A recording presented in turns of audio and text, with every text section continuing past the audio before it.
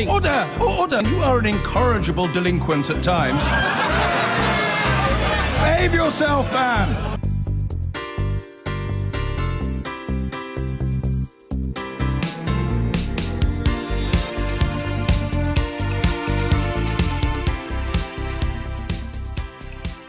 After that short transition, or what we here on Peston on Sunday prefer to call an implementation period, I'm here with David Lidington. If I could just start with, obviously, the Prime Minister's speech. We heard from her that we would be applying to be associate members of a number of agencies where, you know, we'll have to pay a bit of money and we will be subject to European law. You basically won the argument against the Goves and the Johnsons, haven't you, as a passionate former Remainer?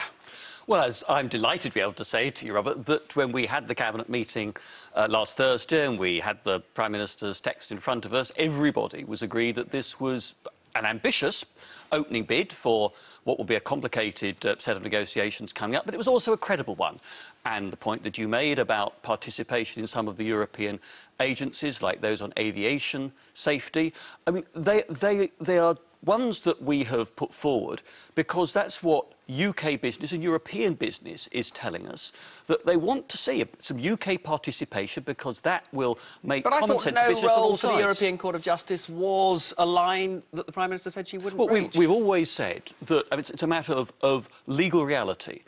When the UK leaves the European Union, the direct jurisdiction, the direct effect of EU law and the Court of Justice in the United Kingdom comes to an end. I mean, that is a creature of the EU treaties. We'll be out of the EU treaties under the wording of Article 50, so direct effect of EU law stops. But they'll still have a big influence on big pharmaceutical companies, on our airline companies. If we decide that our national interests are best served by participation in some associate fashion with some of these European agencies, well, then clearly you accept that those are EU agencies with which we have chosen to be associated. It'll be a sovereign decision by us to do that, because it'll be in our interests to do that for jobs and prosperity of this country. And then, you know, if the EU court, as the ultimate guardian of the treaties, says, well, the agencies should act in a particular way, you have to accept that. If you decide that that's too much for you, pull out of the agency, well, then you bear the costs for doing that. So it's a matter of judging where your industrial and your employment interests best lie. And we certainly think, because this is what British business and European business tells us, getting involved with European agencies like those on chemicals, like those on aviation, is simply a matter of pragmatic common sense. Were you surprised that the Brexiter ultras, the Jacob Rees-Moggs, haven't kicked off? I'm very pleased. I'm delighted that Jacob and that people on all wings of the Conservative Party have rallied behind what the Prime Minister set out in her speech on Friday, because what she did was to make it very clear that while we will take our own decisions as a sovereign nation once we've left the EU, that's a matter of law and constitutional status, that it is in all our interest in the UK to have a very close ongoing partnership with countries that will still be our closest neighbours, our very big trading partners and our allies on so many geopolitical questions. Now, shall I tell you why I think they haven't kicked off?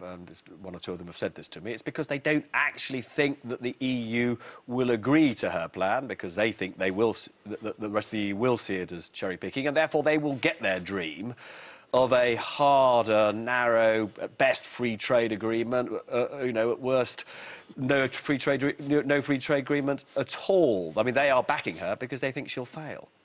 Well, I think that the country will back the Prime Minister because they want her to succeed, because what she's setting out is that on areas like industrial goods, aviation, cars, it is simply common sense when you have cross-border supply chains involving lots of small UK as well as big UK businesses to work very closely in concert with our European partners and accept common standards with them, because that's what business will want to do anyway. But not an area like services, which is frankly not much covered to a great extent by the single market. We should be freer to pursue our own course in the future. That's where I think the future trading opportunities open up around the world. Hang on a second. You know, services are, as you know, 80% of our economy. Big service companies, particularly those in the city, say to me, why is manufacturing getting all this preferential treatment? They would like the kind of mutual recognition deal. They'd be happy, frankly, with, taking EU laws. You're basically telling them to have something they don't want. No, I just disagree with your analysis, Robert. But first of all, the PM did set out very clearly that she wanted an ambitious agreement on financial services based on mutual recognition. But to actually stay in the single market for financial services with passporting and so on means that the UK would have to accept for the future whatever financial regulation came out of an EU of 27, where we were no longer at the table contributing to those discussions. And I think particularly given the size of the UK banking and financial services sector and the fact that, as we found in Gordon Brown's time, if the banks get into trouble, it's the UK taxpayer who has to fork out, then it's important that we are able, at the end, to take our own decisions about where the risk of British taxpayers should lie and the sort of regulation that's going to be appropriate. And now, on the border, the proposals that she's come up with are ferociously complicated. This idea of, for example, everything that comes into the UK being checked to see whether it's destined for the EU, and then if it was, we would collect EU taxes. This is just never going to work, is it? You are going to have to fall back on that third option of alignment between the UK and the rest of the EU. No, I don't agree with that. I think if you look at what the Prime Minister has proposed, she's saying, first of all, that we should have an agreement on standards as regards goods, so that goods from the UK and from the EU 27 can continue to circulate freely amongst us without the need for any such checks. Secondly, she is suggesting a customs agreement or customs partnership with the European Union that would enable the simplification or elimination of large areas of customs bureaucracy. We're also saying, well, let's look at how evolving modern technology will be able to help us speed things up. So I'm much less pessimistic than you are. Clearly, we're at the start of a negotiating period, and we'll want to sit down with our EU partners and work through where their concerns, whether legal or technical, are, and see how we might together address those. Now, you've got a fellow MP, Sarah Wollaston, here. You, I know, have been concerned about this issue of the border with between Northern Ireland and the Republic remaining a soft border. Were you persuaded by what the Prime Minister said on that particular issue? Because that seems for many people to be what is most concerning. Well, it is, and we haven't resolved that yet because it comes down to the legal text that is eventually agreed on this. So I very much hope that the EU is listening to what she has to say. David Lidington is still with me, but first, Allegra with It's Geek of the Week. It's Geek of the Week. So this week there was a celebration. The UK hit one of George Osborne, the former Chancellor's deficit targets. You can see here this pink line has finally inched up and we are back in the black, just this tiny amount above zero. It means that day-to-day government is now bringing in more than it spends. For all their efforts helping geeks everywhere track the deficit for the last 7 years, we are giving the Office of National Statistics a well-deserved Geek of the Week badge. Now, there was lots of backslapping for going back in the black. You can see here, former Chancellor George Osborne said, "We got there in the end, a remarkable national effort, thank you." And who retweeted him? David Cameron. It was the right thing to do, but it did come at a cost. The deficit was the challenge for these guys back in the last government. The problem now is the structure of the economy. We are far too unequal in lots of ways. Let's look at this from Eurostat, which Sky's economics editor Ed Conway has fished out, and it shows you regional disparities in the big countries across Europe.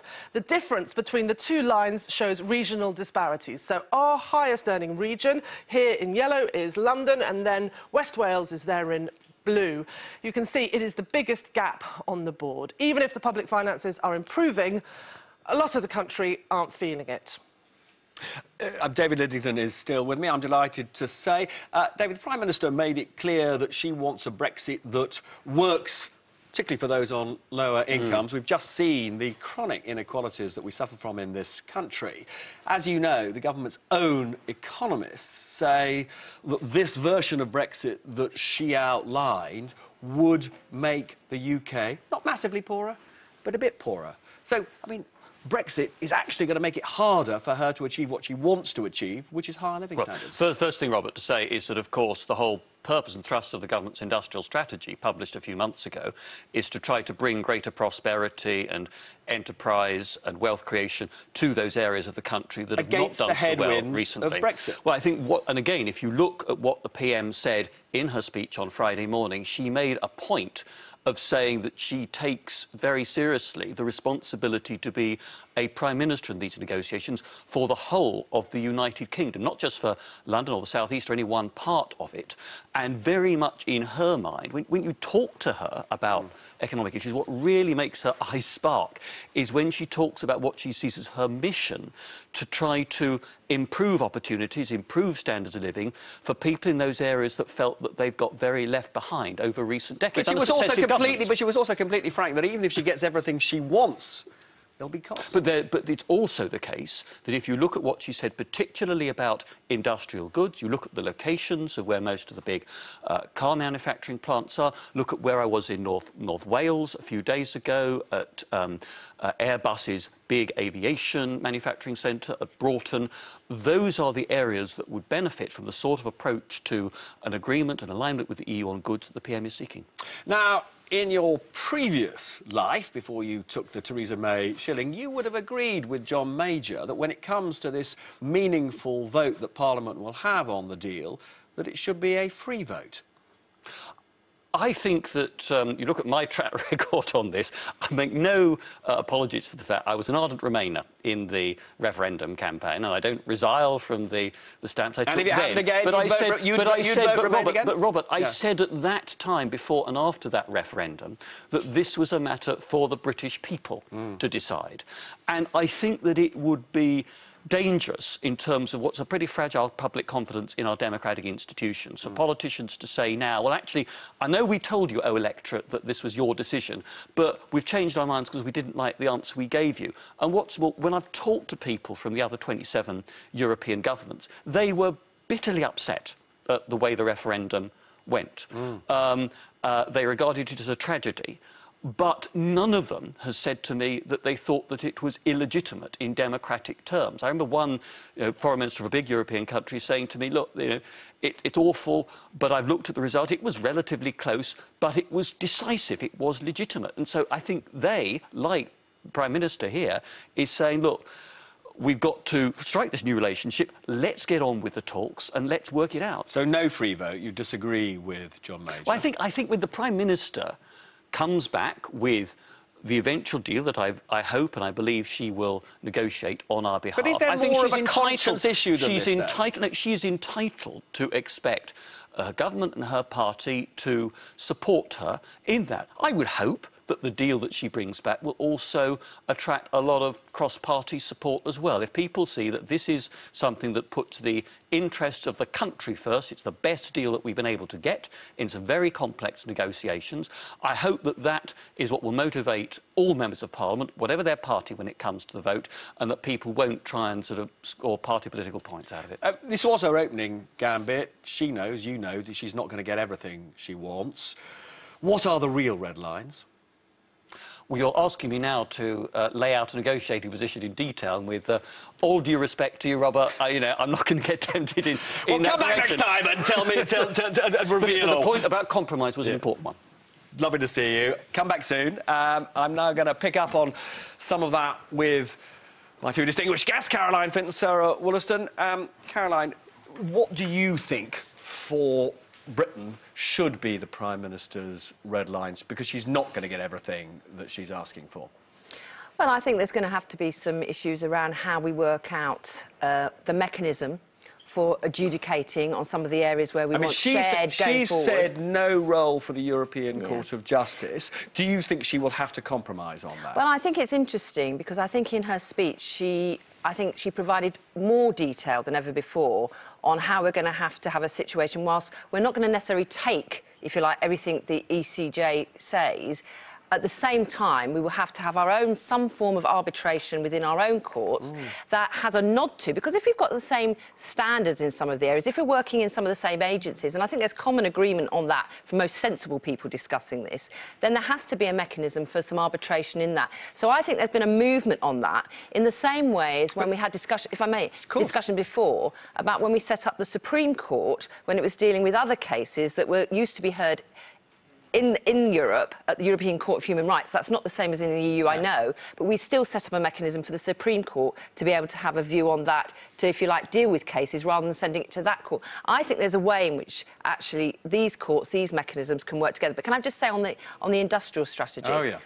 Look, one of the reasons why every region outside of London in England voted leave was because many of those communities were not feeling the benefit of the economic prosperity of the EU. And they felt people down here were ignoring them. But also, it talks to those of us, if you like, the elite of politics, is net figures, net benefits means nothing if you're in a community where you are not seeing new jobs come in, where your kids are moving away to get jobs and leaving your community. Now, whilst we've been members of the European Union, that did not save those communities from the crash or the austerity we've had. Yeah, but the EU wasn't responsible for what happened in those communities, I'm not saying it? that. But it's also wrong to suggest that somehow our whole economic future and what is possible for those communities that I represent and many others is solely tied up with being members of the European Union. Our productivity gap, our lack of skills, our lack of infrastructure, those are homegrown domestic problems that governments have failed to solve. And that's where Labour can put forward a good Sarah platform. Caroline's completely right about that, isn't it? There is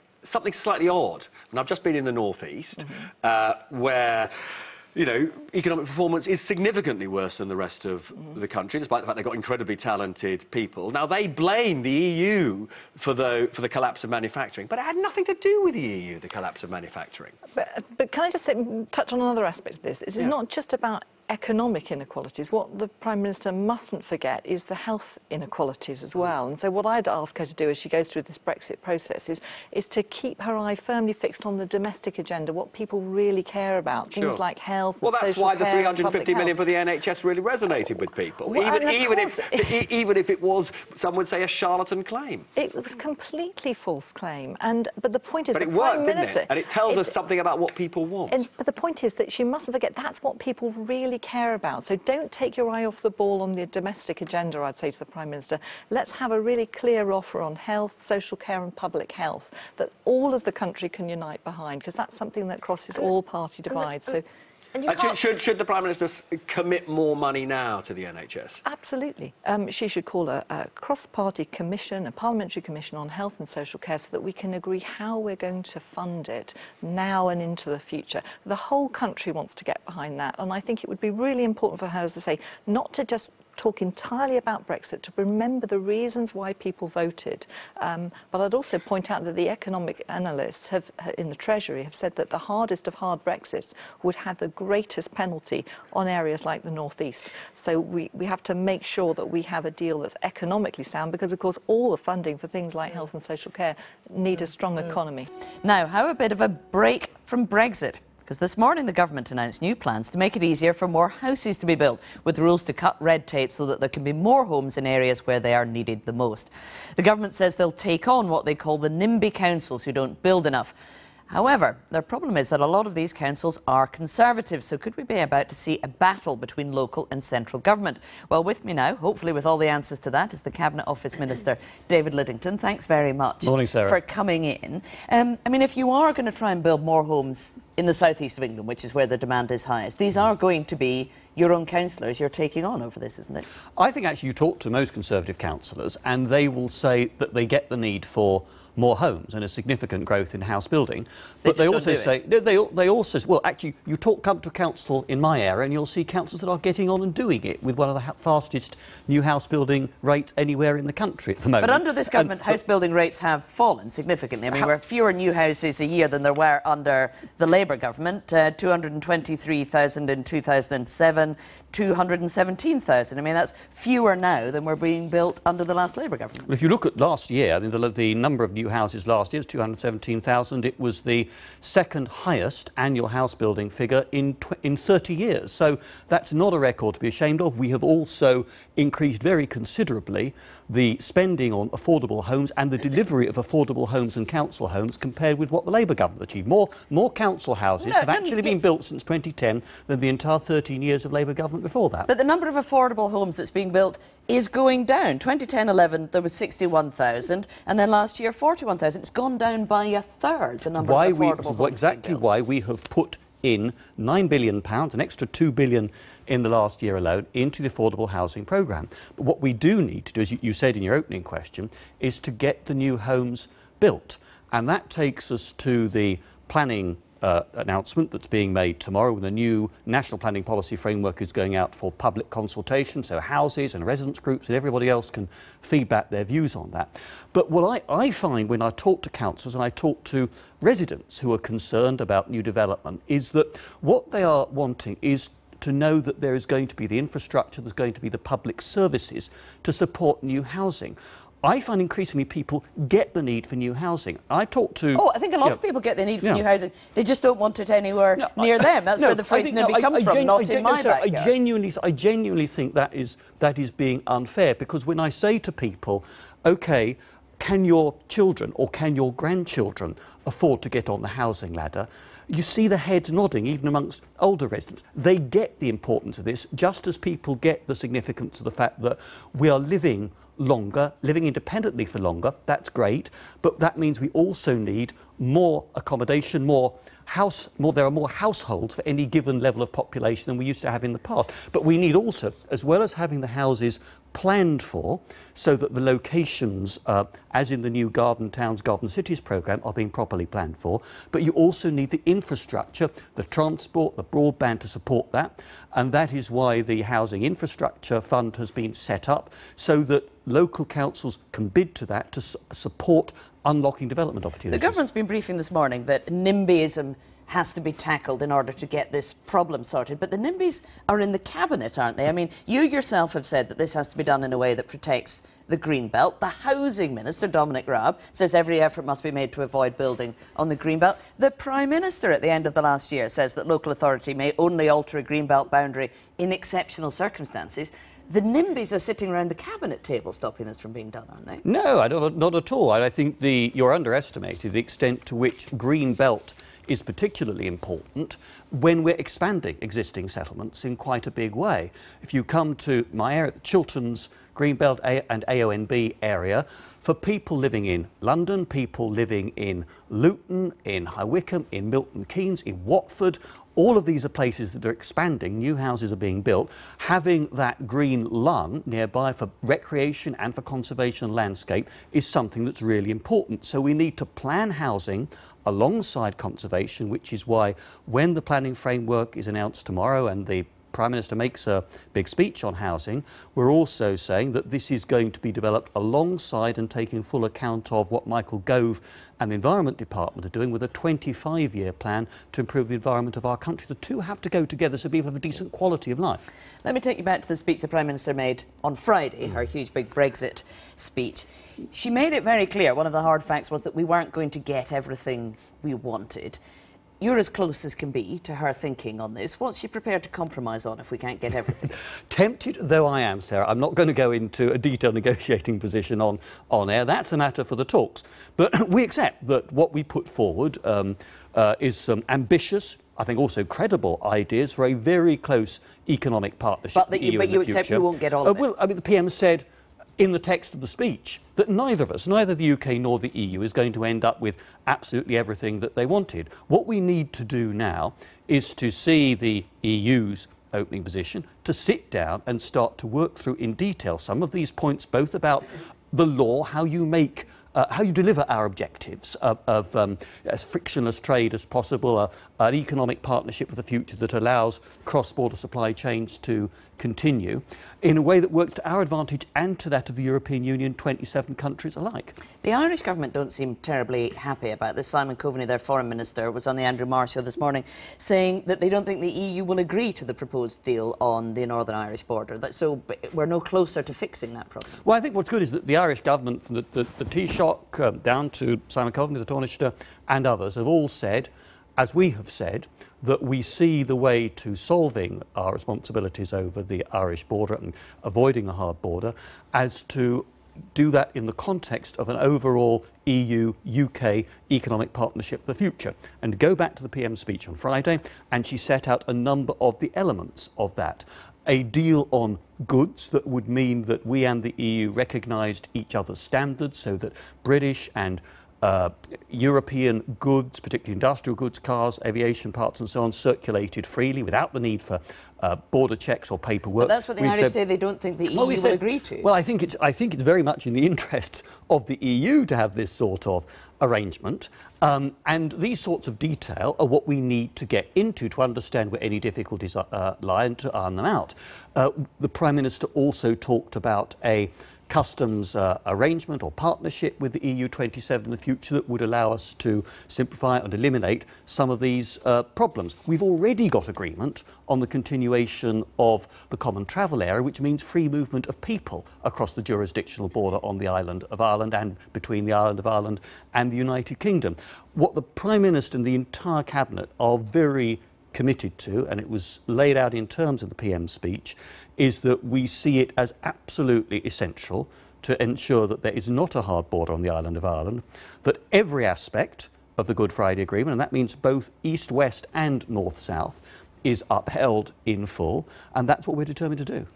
Moving on to President Trump, he's threatening tariffs on cars imported into the US, which would include cars coming from the UK. Jaguar Land Rover import over 100,000 into the US. If he does make good on that threat, 10% tariffs, what would the UK do about that? Well, obviously, at the moment, we are part of the European Union and part of the Common Commercial Policy and Customs Union, so we would be talking with the Commission and European partners about our collective response to this. I just think that the United States is not taking an advisable course in threatening a trade war. Trade wars don't do anybody any good. And we try... But you know there's every possibility Donald Trump will go through with this, whether it's a good idea or not. So what should the EU's response be? We'll have to see what happens. I mean, there was a lot of concern recently about something comparable as regards aviation and the aircraft that were being produced in part by Bombardier at Belfast in Northern Ireland. And the American authorities at the end of the day struck that down. They said, no, that is not the way that we should be going. We tried in Britain in the 60s and 70s protecting our car industry from competition. It actually didn't work. It protected inefficiencies. We lost all our export markets because our competitors, who were more competitive, went out and gobbled those up from us.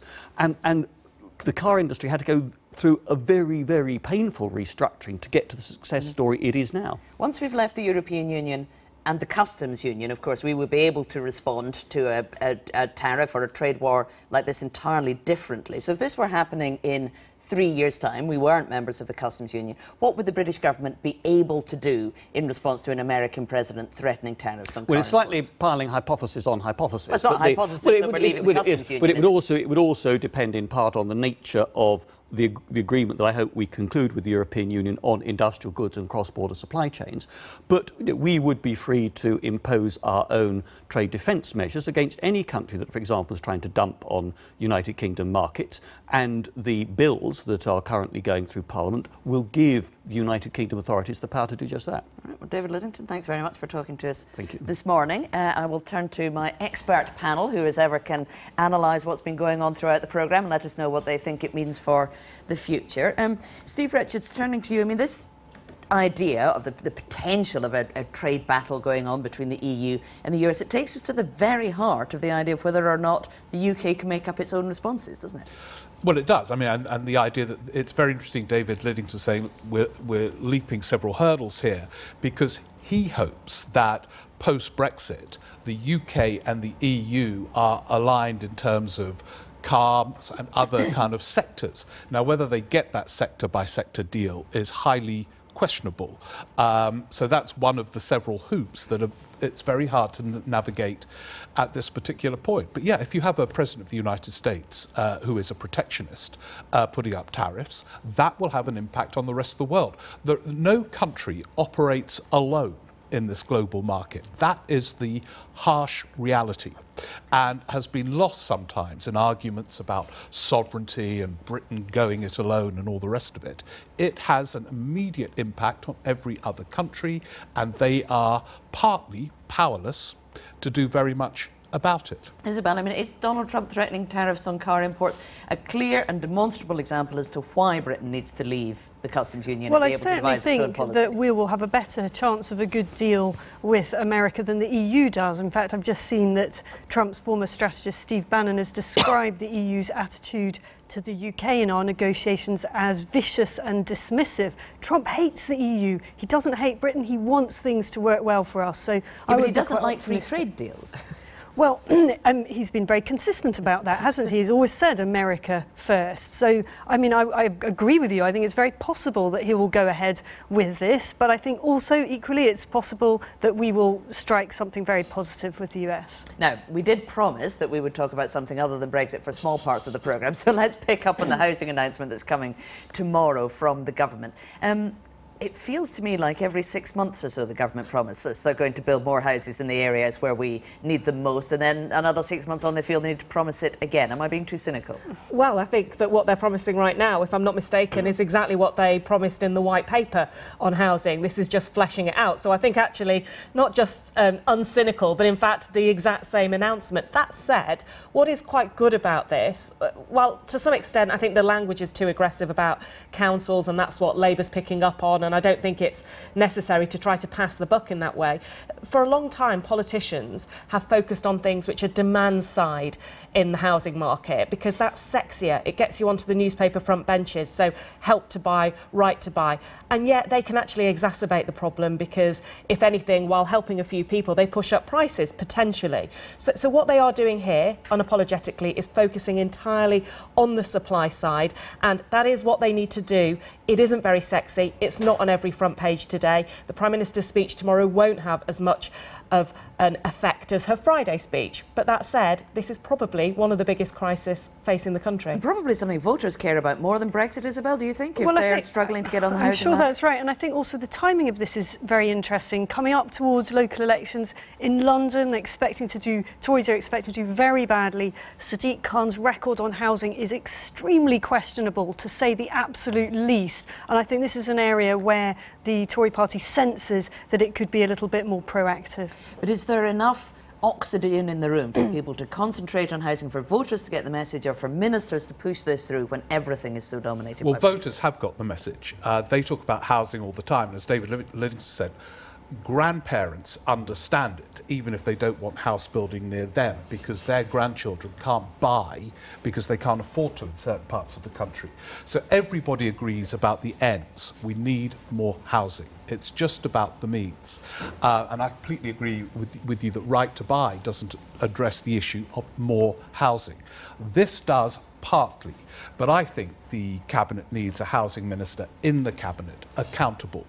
And to say, right, we're going to build this number through various means, and I am accountable to make sure it happens. It needs that level of focus. And if the government's going to demonstrate it can do something at the same time as doing Brexit, it should be housing. Oh yeah, they've got the right issue. Well, actually, there are many issues. Brexit is sucking up Care too for much the elderly energy. would be another one. Yeah, NHS and all the rest of it. There are tons of issues that we should all be focusing on, but this is one of them. Excellent. Well, Steve, Isabel, Anushka and David Lidington, thank you all for coming in. I've been getting